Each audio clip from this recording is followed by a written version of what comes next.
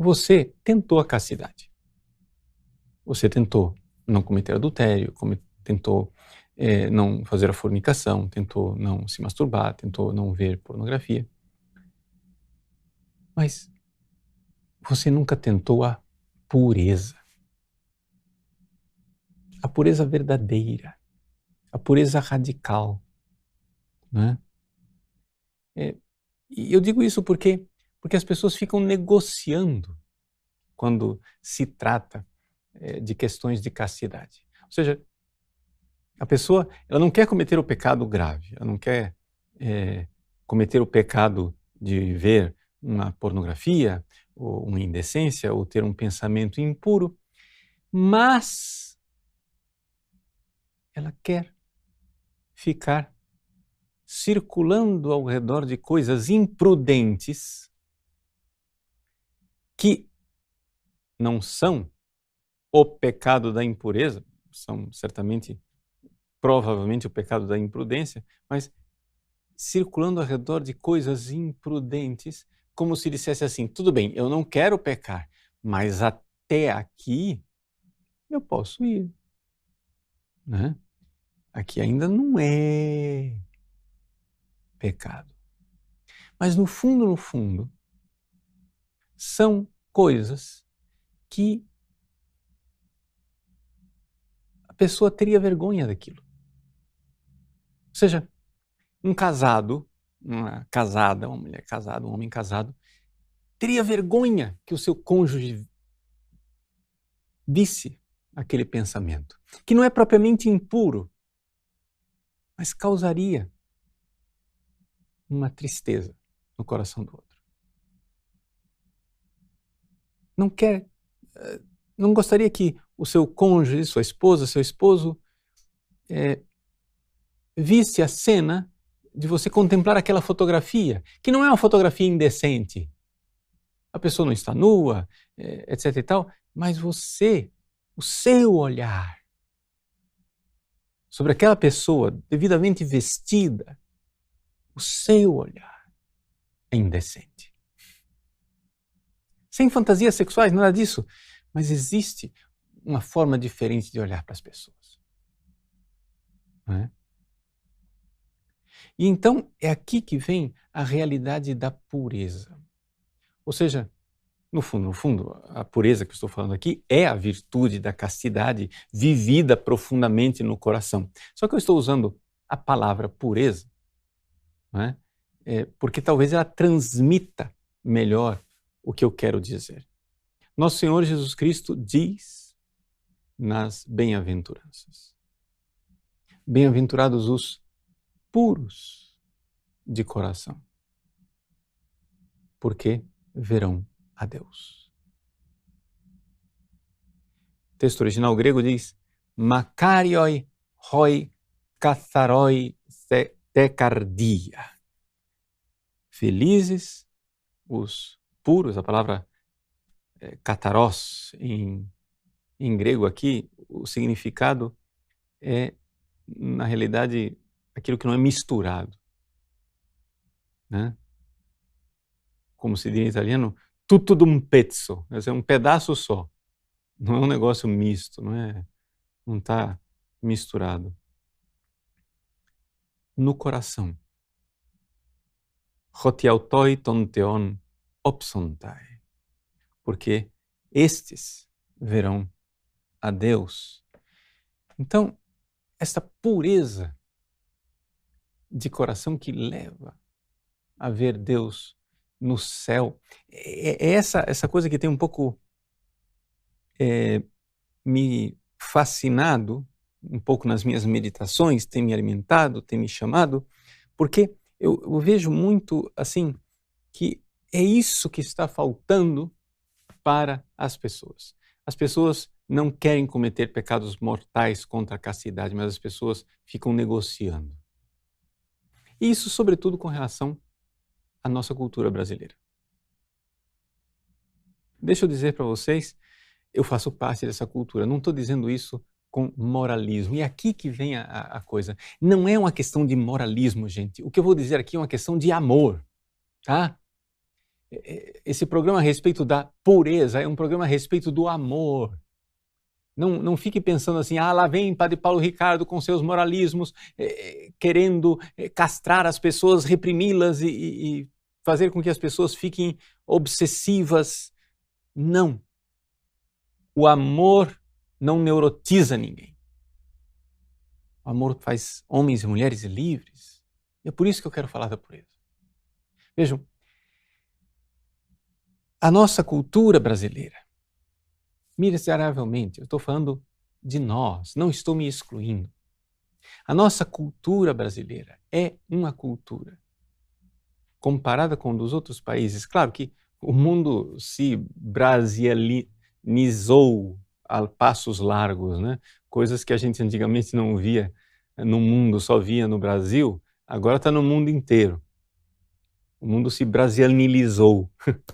Mas nós, antes que o mundo se depravasse da forma como se depravou, nós éramos especialmente depravados. Ou seja, era uma nota, uma característica da cultura brasileira, esta impureza que paira no ar. Veja, e eu digo isso porque o comentário, as piadinhas, as conversinhas de um brasileiro, de uma forma geral, tende, né, para esta direção menos pura, menos honesta, menos casta. Ou seja, é aquela piadinha de duplo sentido, que não chega a ser pornográfica, no sentido estrito da palavra. Mas você sente no ar a falta de castidade, a falta de pureza, a falta de transparência. Ou seja, você sabe que um santo que ama profundamente a Jesus iria corar de vergonha de ouvir aquele comentário. Que uma Santa Teresinha iria corar de vergonha. Não é? Mas não por moralismo, por amor. Por amor a Deus. Porque, vejam gente, e aqui isso eu tenho visto, quanto mais uma pessoa ama a Deus, quanto mais ela se volta para aquilo que é a finalidade da sua vida, mais ela vai ficando pura, casta. Uma Santa Maria Goretti, que nós celebramos hoje, uma Santa Teresinha, não é? Ou homens santos como o Santo Antônio, como São José, como o Padre Pio, homens puríssimos, castíssimos, né? O diretor espiritual do Padre Pio diz assim: eu jamais vi no Padre Pio o mínimo sinal de algo que levemente manchasse na direção da pureza e da castidade. Um homem totalmente preservado, puro, puro, puro, puro, e por isso capaz de amar, com o coração abrasado. E é aqui que eu tenho feito um esforço enorme de fazer as pessoas entenderem isso. Por quê? Porque vamos entender onde é que está o problema. O problema da cultura brasileira, o problema da falsa teologia e espiritualidade que entrou dentro da igreja é o seguinte: nós acreditamos mais em Freud do que no amor. Nós acreditamos mais na psicologia de antropologia torta, pansexualizada de Freud, do que na capacidade que nós temos de amar e de um amor elevado, um amor do qual os animais não são capazes. Nós não acreditamos na nossa capacidade de amar. Então, o que é que diz essa cultura tremenda, essa cultura horrível. Diz o seguinte: ah, tudo bem, você não quer, não vai trair sua esposa, seu marido. Ah, tudo bem, você não quer consumir material pornográfico. Se cria toda uma linguagem, né? Circunlocuções, consumir material pornográfico, etc. e tal. Enfim, você não quer fazer nada disso, né? Mas você não quer entrar na aventura de amar. Amar Jesus e amá-lo com todo o seu coração, com toda a alma, com todo o seu entendimento. Existe uma preguiça de amar e preguiça de nós sermos quem nós somos chamados a ser. Vamos aqui partir da coisa fundamental. Nos seus exercícios espirituais, Santo Inácio, ele, no número 23, coloca aquilo que ele diz que é o princípio e o fundamento. O que é o princípio e o fundamento? É o seguinte, é que todos os seres humanos, não somente os padres, não somente as freiras, você, todos os seres humanos, nasceram para Deus. Esta é a realidade. Gente, isso é uma realidade ontológica. E aqui está a sua felicidade, aqui está a sua realização. Você nasceu para Deus. Tá? Se, sei lá, eu pego um telefone celular, para que o engenheiro fez esse negócio aqui? Tá bom, para fazer ligações telefônicas. Não é isso? Nasceu para isso. Para que alguém fez esse livro aqui, esse códice aqui? Para quê? Foi para ser lido. Eu tenho uma briga com a minha equipe, que eles ficam preocupados com o cenário, né? E às vezes eles tratam os livros como material de decoração. Ah, não, porque esse livro aqui fica melhor aqui, fica melhor. Sim, mas o ser do livro não foi para isso. Ele não é. A finalidade do livro não é ter capa bonita e aparecer bonito no vídeo. O ser do livro é que eu possa ter esse livro, pesquisá-lo, saber onde ele está para eu ler. Aí na hora que eu vou ler, o livro não está no lugar da matéria dele, daquilo que ele é. O livro está em tal lugar porque ele é de capa azul e ficou bom ali. Aí não dá, né? Tudo bem. Mas qual é a finalidade do livro? Tá? Qual é a finalidade, sei lá, de uma caneta, um marcador de texto? A finalidade é coçar a orelha. Não, não é. Ora, gente, se eu não sei para que uma coisa serve, para que ela é, para qual é a finalidade dela, eu não sei o que é esta coisa. Então, se você não sabe para que você veio ao mundo, você não sabe o que você é. Você veio para quê? Nós viemos a este mundo para nos unir a Deus. Aliás, deixa eu dizer primeiro, Deus veio a este mundo para se unir a nós. Ele veio. Começa por aí. Começa por este amor ardente do coração de Jesus por nós. Jesus, propter nos homines et propter nostram salutem. Por nós homens, por amor a nós, seres humanos, e para a nossa salvação, ou seja, para se unir a nós e para que nós pudéssemos nos unir a Ele na eternidade para todos sempre, felizes da felicidade do Pai, a felicidade do Filho, a felicidade do Espírito Santo, para que nós pudéssemos participar desta felicidade, esta vontade, este amor unitivo. Jesus quis se unir a nós, Ele pagou o preço de se unir a nós, Ele veio a este mundo, Ele desejou ardentemente estar comigo, Ele quer estar comigo. Porque Ele veio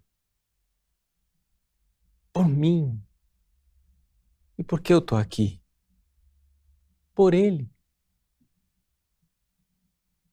Por Ele, essa é a minha finalidade, estou aqui para isto. A caneca de chá está aqui, ela não é um peso para papel. Eu posso usá-la para isso, mas ela não é para isso. Para que existe você? Você existe para Deus. Aí você atende uma pessoa na confissão, na direção espiritual. O que faz um diretor espiritual? Né? Ele põe uma direção espiritual. Por quê? Porque a maior parte das pessoas, quando vem procurá-lo, essas pessoas estão numa desorientação carnal. Então estão desorientadas carnalmente. Você faz o quê? Faz uma direção espiritual. Você diz, olha, vamos lá. O que é que está acontecendo? Você está desorientado. Você não sabe para que você veio. Você está biruta, você está doido, está indo para lá, para cá, para lá, para cá, para lá, para cá. Uma hora, você acha que veio porque, eu vou encontrar a mulher da minha vida, eu vou me unir a ela.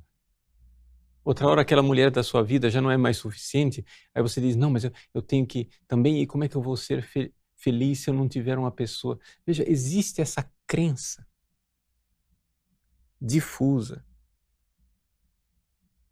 às vezes não verbalizada, porque muitas pessoas têm vergonha de verbalizá-la, mas essa crença difusa de que numa união afetivo/sexual está a minha felicidade. E isto eu vejo, me desculpe, eu vou falar, em celibatários.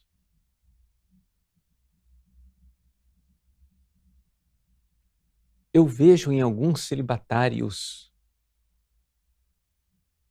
pessoas que escolheram o celibato, seminarista, padre, religioso, religiosa. Eu vejo uma tristeza de fundo que diz assim, vai fazer o quê, né? Todo mundo pode, aspas, ser feliz tendo uma relação sexual e eu estou aqui condenado a não tê-la. É o preço que a gente paga, eu vou fazer o quê? E a pessoa fica remoendo aquela coisa, mas meu filho, pelo amor de Deus, onde é que está o celibato de amor? Onde é que está o amor? Completamente desorientado.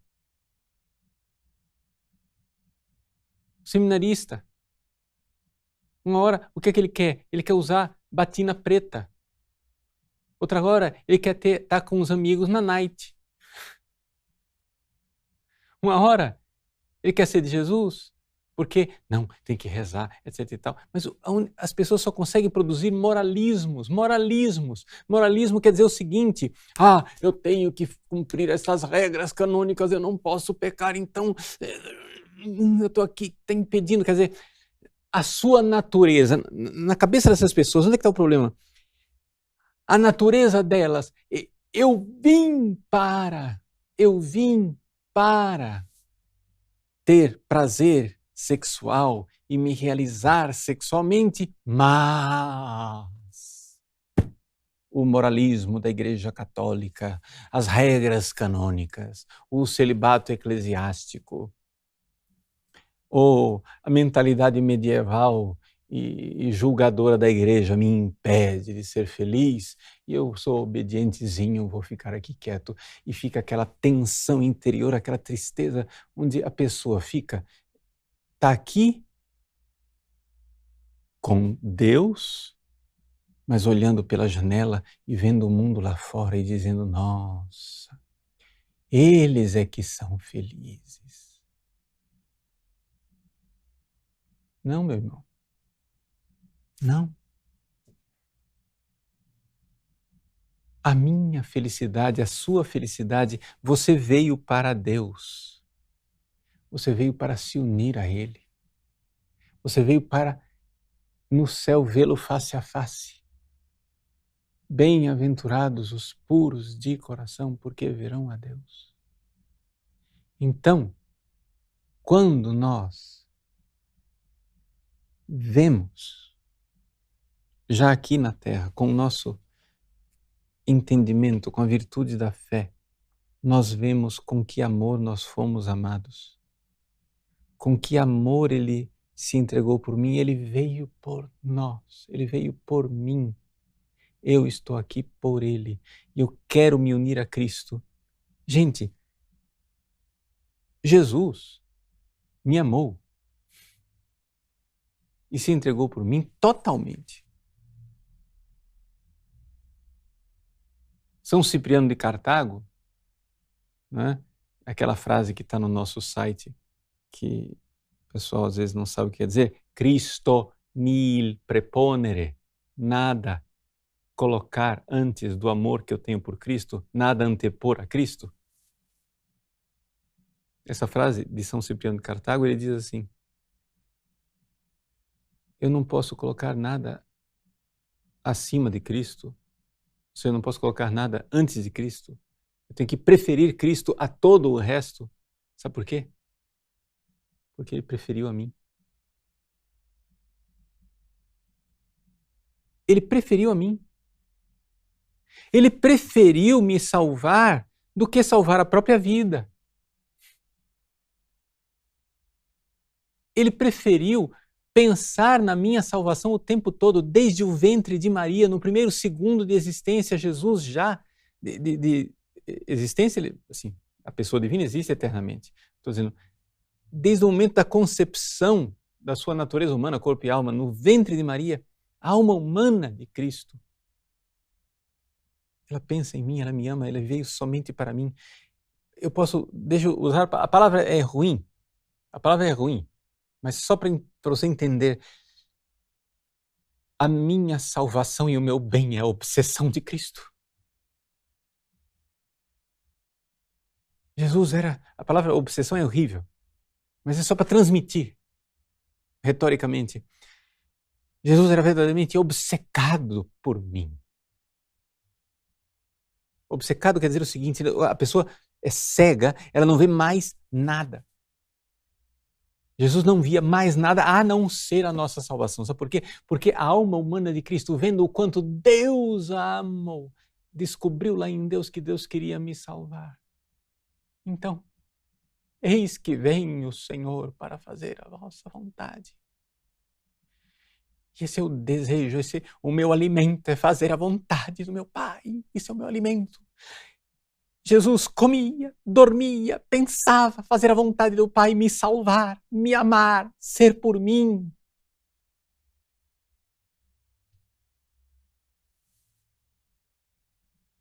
Sem distração. E é a este amor que nós devemos responder. Aí o que acontece? Você vai se confessar, está tudo bem, está tudo ótimo. 5 minutos depois, o que é o amor de Cristo por você? Não é mais nada, acabou, evaporou. Agora você está preocupado com o dinheiro que você vai pegar no banco. Eu não estou dizendo que não é para você pegar dinheiro no banco, mas se foi por nós homens e pela nossa salvação, vá ao banco por Cristo, com Cristo e em Cristo. E então você será puro de coração. O que é pureza? Pureza é este amor. Pureza é este amor que arde dentro de nós e que diz, eu não posso me esquecer dele. E então, se eu o amo, porque ele me amou e se entregou por mim, se eu nada anteponho a Cristo, se ele é a razão de ser de minha vida, se ele é o meu amor, o meu Senhor, se ele é o esposo de minha alma, quer você seja padre, celibatário, casado ou o que for, como é possível você olhar, eu, homem, como é possível olhar para uma mulher me esquecendo de Jesus?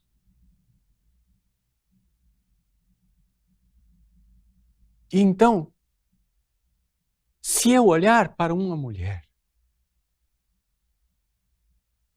e Cristo, o amor de Cristo, estiver urgindo dentro de mim, se o Espírito Santo derramado em nossos corações, que é o amor de Deus, estiver lá e eu olhar, o que não verei eu?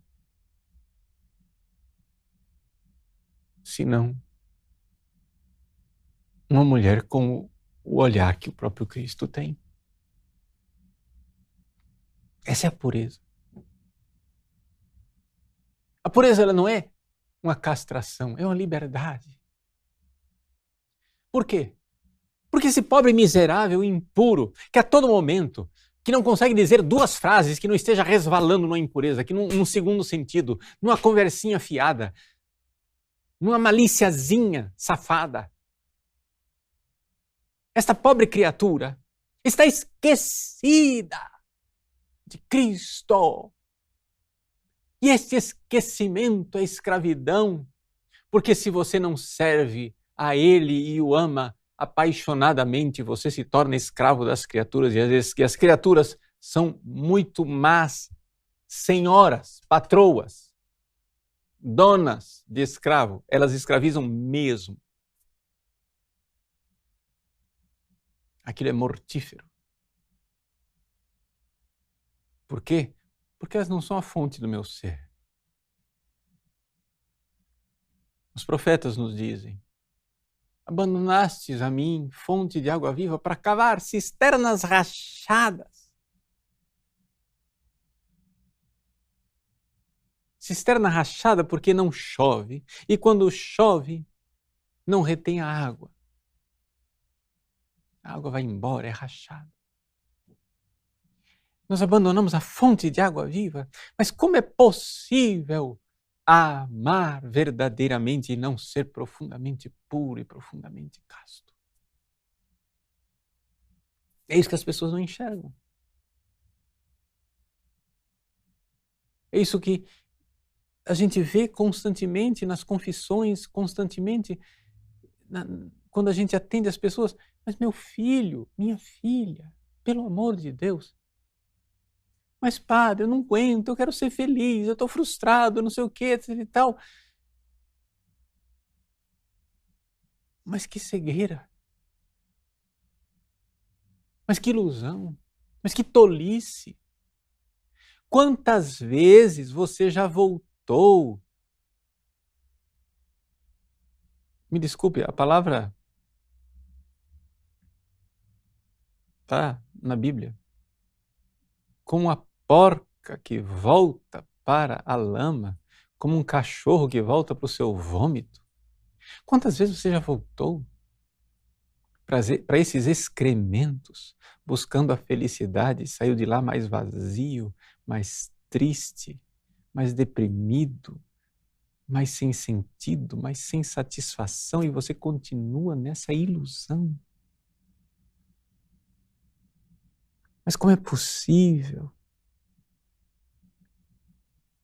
Freud, os marxistas da Revolução Cultural, ou seja lá o que vê, acharem com sinceridade que na impureza tem felicidade.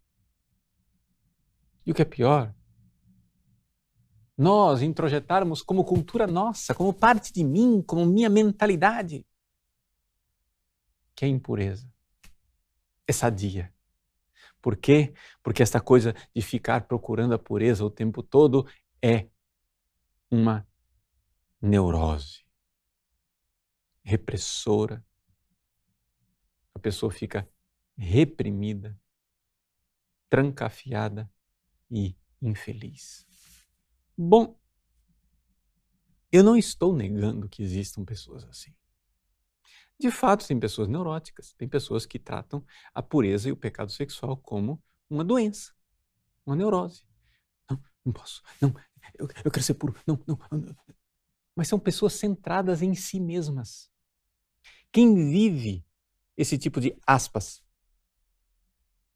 continência sexual, não vive a verdadeira castidade. Porque a verdadeira castidade, ela é uma ordenação da nossa capacidade de amar. Mas se você está o tempo todo só voltado para passionalmente, voltado para você e preocupado com você, não, será que eu pequei? Será que eu não pequei? Será que eu pequei? Será que eu não pequei? Será que eu pequei? Será que eu não pequei? Etc e tal, isso daí de fato é algo doente. Só que, calma. Não vamos confundir as coisas. Deixa eu explicar para você, então, o processo. Você entendeu o que é que eu quero dizer quando eu digo pureza? Ou seja, pureza quer dizer este coração unido, esse coração, né, não misturado, este coração que é um dardo, um foguete, um vetor voltado para Cristo todo inteiro, não misturado, puro. Muito bem. Você entendeu? Agora vamos ver como é que se ensina isso. Num processo pedagógico, como é que você ensina seus filhos? Primeira coisa, seu filho com 3, 4 anos de idade não vai entender certas coisas. Aliás, ele entende muito poucas coisas. Aí você chega e diz para o seu filho, olha, não mexa no fogo, queima. Aí ele vai lá, cabeçudo, insistente, e quer pôr a mão no fogo. Você dá um tapinha na mão dele, não, não mexe aí. Dói, faz mal.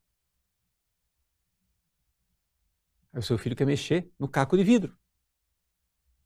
Não, não faça isso, corta. Aí seu filho quer enfiar um arame na tomada. Não, meu filho, você vai morrer eletrocutado. Você é louco. Ora, como é que você ensina seu filho no início? Você ensina por disciplina, você ensina externamente, você ensina limitando, você ensina constrangendo.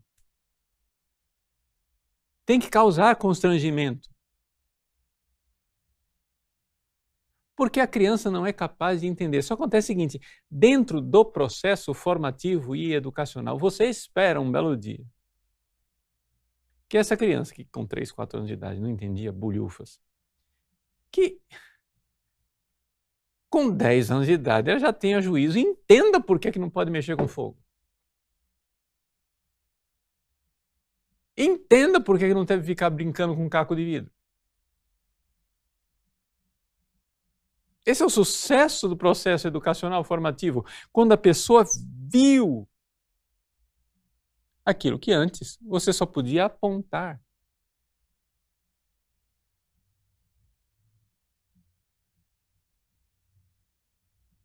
Eu estou aqui fazendo o quê nesse programa? Eu estou apontando para vocês para a pureza. Agora, você pode decorar o programa inteiro como um papagaio. Mas se você não rezar, se você não buscar na vida dos santos, se você não prescrutar as escrituras, se você não introjetar verdadeiramente, não procurar esse convencimento interior que vem pela luz natural da razão e pela luz sobrenatural da fé, para que finalmente você veja. Peça a Deus, Domine, ut videam, Senhor, que eu veja, Senhor, que eu veja. Peça isso. Ver. Eu fico abismado, como é possível, né? Pega 70 anos atrás. 70 anos atrás, seminaristas, Sicutaties bene ordinata, né? Um exército em ordem de batalha. Todos com o mesmo uniforme, a mesma batina preta. Pum. Vamos lá. Todo mundo rezando o breviário, todo mundo com tonsura, todo mundo com o mesmo cabelinho, todo mundo com a mesma liturgia, todo mundo com a mesma disciplina, todo mundo, tudo direitinho. Pá, pá, pá, pá, pá. De repente, vem a década de 60. Relaxamento disciplinar, vem Woodstock, revolução sexual, revoluções marxistas, não sei o que, etc e tal, e do dia para a noite, 17 mil sacerdotes deixam o celibato para casar. Ah, como assim? Eu só posso chegar a uma conclusão. Esses caras não estão vendo nada. Eles estavam realmente constrangidos no celibato. Desculpa, como muitos estão.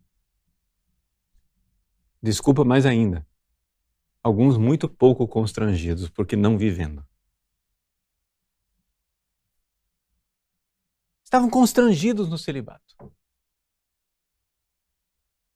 Porque não é possível que uma pessoa que veja o amor de Cristo e porque viu o amor de Cristo e optou pelo celibato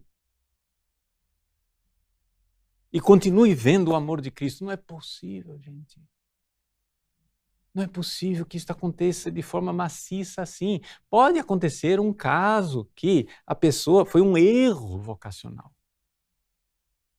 Ou seja, a pessoa abraçou o celibato, continuou vendo o amor de Cristo e viu que ele não tem entendido nada do que Jesus tinha pedido para ele e que era outra coisa que Jesus estava pedindo. Tudo bem, isso acontece, né? Mas vamos e convenhamos, isso não é a regra. Então, é evidente, o que é um processo formativo? Eu estou falando aqui do celibato dos padres, mas isso vale para o casamento também, gente. Tá? Ou seja, a coisa começa, sim, num processo disciplinar externo. Você tem que chegar, né, e para educar seus filhos, tem que limitar o acesso deles, sim, a filmes indecentes, a pornografia, que eles vejam coisas impuras, etc e tal. Tem que limitar. Só acontece o seguinte: tem que haver um momento em que a pessoa enxerga interiormente. Veja, por exemplo, Santa Teresinha do Menino Jesus e da Sagrada Face. Está aqui as obras completas dela. É pela Paulus, mas eu mandei fazer uma encadernaçãozinha de cor bonita. Página 125. Quem tem outras edições é no manuscrito A, página 57, reto. Santa Teresinha está narrando a sua viagem para Roma. Antes de ir para Roma, ela passou em Paris. Em Paris, ela foi na igreja de Santa Maria das Vitórias, né? Que eu também tive a graça de visitar lá no centenário da morte de Santa Teresinha, em 1997, que foi o Dia Mundial da Juventude em Paris. Santa Teresinha diz assim: supliquei ainda a Nossa Senhora das Vitórias que afastasse de mim tudo o que pudesse manchar minha pureza. Porque, claro, ela nunca tinha saído de casa. Ela não tinha sido exposta ao mundo. Era a primeira vez que Teresinha saía. Ela está aqui com 14 para 15 anos. Não ignorava que numa viagem como esta à Itália haveria de se encontrar muitas coisas capazes de me perturbar. Sobretudo porque, agora vem, não conhecia o mal e temia descobri-lo. Até aqui, bonito. Mas vejam agora como ela, monja carmelita, jamais adulta, anos depois, né, quase 10 anos depois, ela diz: não experimentara ainda que tudo é puro para os puros. E que a alma simples e reta não vê mal em nada, uma vez que, de fato, ele só existe nos corações impuros e não nas coisas insensíveis.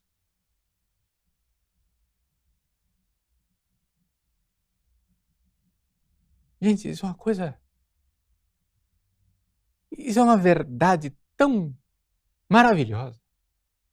Não existe nada de impuro nas coisas materiais, insensíveis. Vejam, eu não estou dizendo para você se expor. É evidente, o meu coração não é puro. Então, porque o meu coração não é puro e eu devo constatá-lo, eu não posso me expor a certas imagens. Eu não posso me expor a certas conversas. Por quê? Porque a impureza está dentro de mim. Eu não amo Cristo o suficiente. Só que acontece que aqui é Santa Teresinha escrevendo ela já na 7ª morada. E ela que nunca cometeu um pecado mortal na vida, aprendeu rápido porque Deus com ela tinha muita pressa. E ela entende perfeitamente que ela é capaz de ver tudo a esse momento da vida dela. Porque as coisas materiais eu enxergo. Não tem impureza nenhuma naquilo. A impureza está em mim. Sou eu quem põe malícia naquilo. Deixa eu falar assim, para você entender. Não é? Pega uma pessoa, eu estou falando de pessoas, digamos, naquela média de normalidade que nós conhecemos. Uma pessoa numa média de normalidade, não estou falando de pessoas desequilibradas com problemas.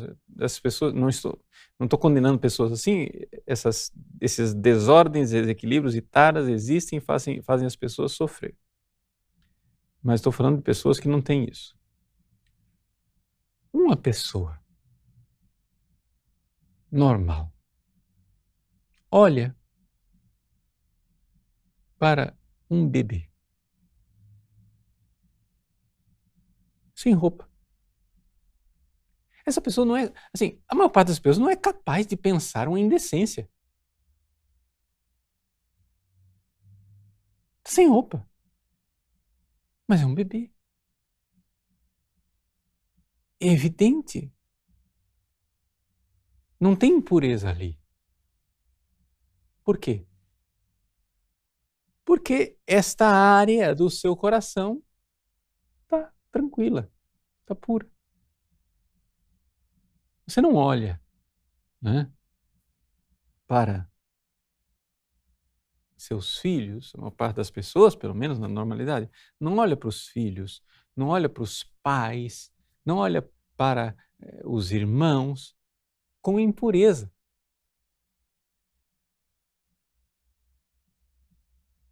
O que mostra que a impureza não está no objeto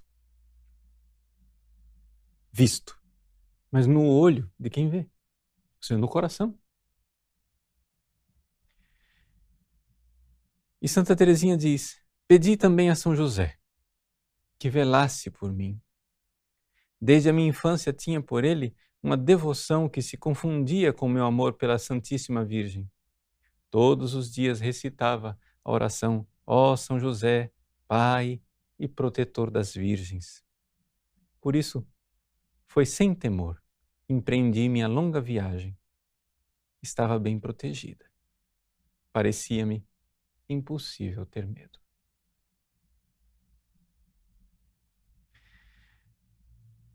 Esta é a nossa Santa Teresinha, que, citando a carta de São Paulo a Tito, capítulo 1, versículo 15, diz: para os puros, tudo é puro. Eu vou continuar lendo o versículo para você entender o todo. Para os puros, tudo é puro, mas para os impuros e incrédulos nada é puro. Até o seu pensamento e a sua consciência estão manchados. Eis aí. Então, o que é que nós devemos fazer? Purificar o nosso coração. Purificar o nosso coração. Inicialmente, pode parecer para você um certo moralismo. No processo educacional é isso, você primeiro se proíbe coisas. Não posso. Mas você não pode perder a meta, a razão, o amor de Cristo. De tal forma que, unido ao amor de Cristo, nós nos tornemos verdadeiramente incapazes de impureza. Mas não incapazes de impureza por escravidão, incapazes por amor. É bem diferente. Veja, eu costumo fazer essa comparação para você entender. Existe uma lei que diz não matar, não é? Aí você olha para essa lei e diz assim: ah, ela me proíbe, então eu estou aqui, ó. A lei tirou minha liberdade. Sim, mas se você ama, essas algemas caem no chão. Quer ver? Você ama sua mãe. Você não precisa de lei dizendo não mate sua mãe. Você quer o bem dela. Você se preocupa com a saúde dela. Você quer o bem-estar, você quer a salvação eterna dela. Você quer somente o bem da sua mãe. Quem de nós não arrancaria um braço, uma perna, para restituir a saúde para a própria mãe?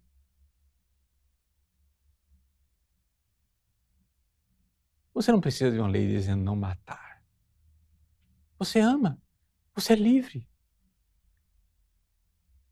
Para usar uma expressão traduzida para o português, mas que ela é italiana, nem passa pela antecâmara do seu cérebro a hipótese de matar sua mãe.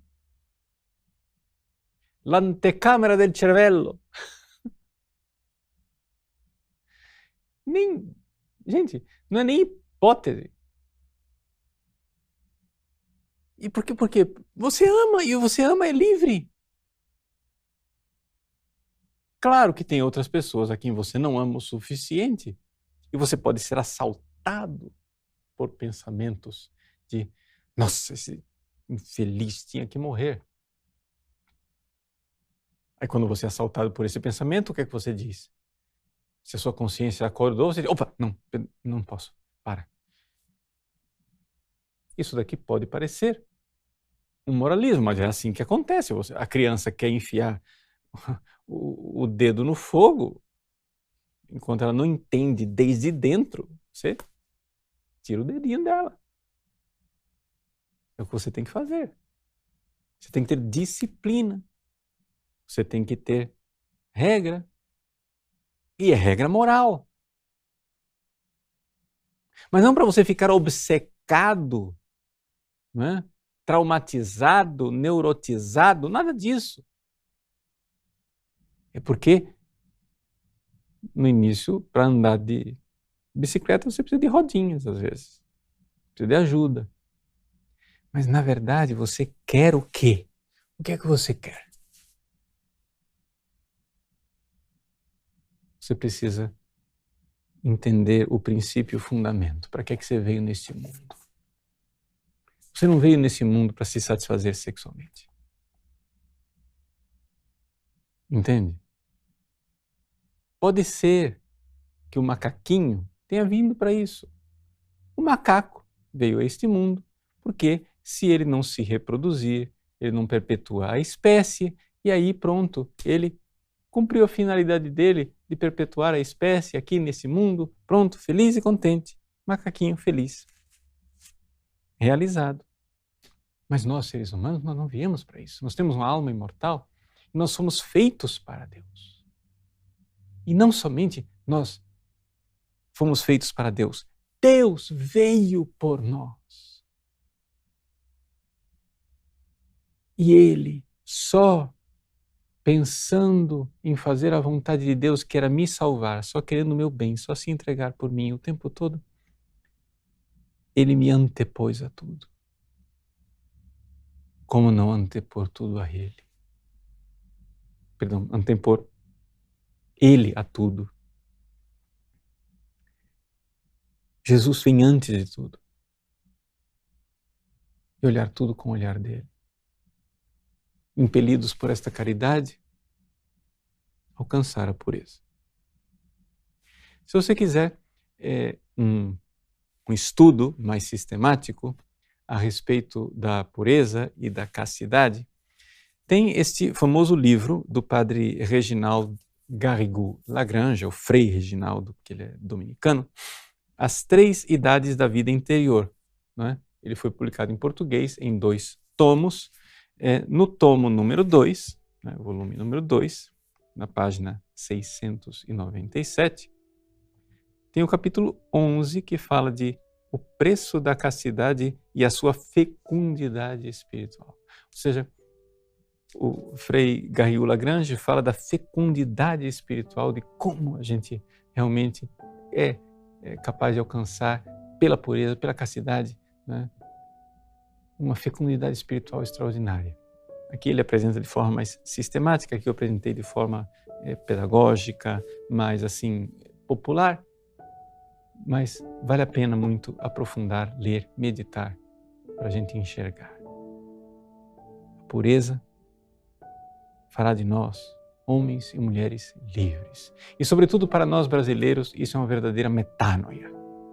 Ou seja, uma mudança de mentalidade. Nós temos que mudar a nossa cultura e estabelecer uma cultura da pureza. Nós temos que parar com esse negócio, né? Quantas e quantas vezes nós não estamos falando nada de, digamos assim, explicitamente pornográfico, imoral e sujo. Mas você sente a malícia no ar. Sente aquela carnalidade desonesta na piadinha, no duplo sentido, no comentário, na conversa. Mas, se amássemos, tudo seria puro para aqueles que são puros. Uma cultura do amor, da caridade divina. O amor de Cristo nos impele. Nos impele, como Santo Antônio, a sermos totalmente de Jesus. Lírios de pureza, como Santa Maria Goretti, Santa Teresinha, como São José, como a Virgem Maria. Deus abençoe você. Em nome do Pai, do Filho e do Espírito Santo. Amém.